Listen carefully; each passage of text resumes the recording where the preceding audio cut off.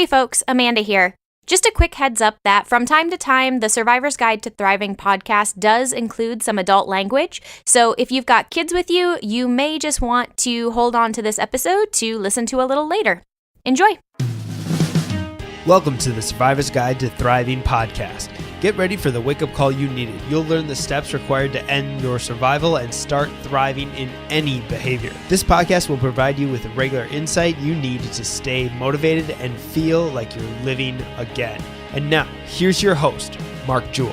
Hey everyone, this is Amanda, and welcome back to another quick chat episode for the Survivor's Guide to Thriving podcast. As always, these episodes are only about 10 to 15 minutes long, and they're designed to give you tips and tricks for moving from surviving to thriving in any area of life. In this episode, Mark's going to talk about Pokemon Go, judging others, and keeping an open mind. Hope you enjoy. Welcome to the Survivor's Guide to Thriving. This is Mark Jewell, your host and founder of the Surviving to Thriving movement. Today, we're talking about Pokemon. You might think, why would Mark on this God's green earth talk about Pokemon? I'm so sick of hearing about Pokemon. Everybody's talking about Pokemon. Maybe by the time this episode launches, it will the buzz will have died down. But I have to share with you a story. This happened last night to me. My wife and I, we went out on date night, as we often do on Thursday evenings.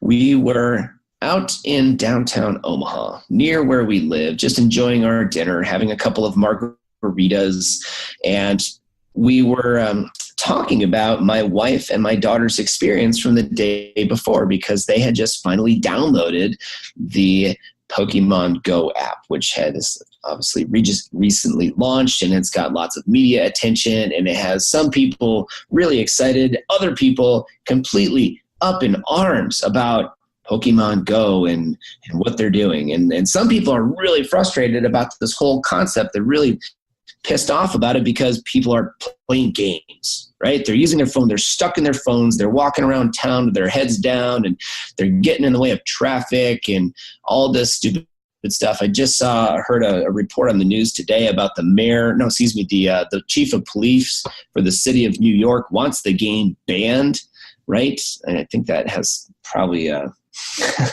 might infringe on the freedom of press and the freedom of a lot of other things that come along with the Bill of Rights. But he wants the game banned because it's creating zombies.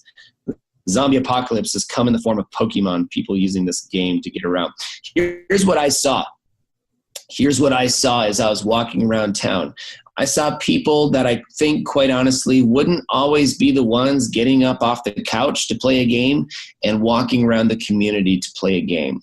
I saw hundreds of people, I kid you not, hundreds of people walking around my city, in this small city of Omaha, Nebraska, less than 800,000 people, hundreds of people in this little corner where I live, walking around, playing a game, interacting, conversing, running into strangers and sharing tips and tricks and communicating.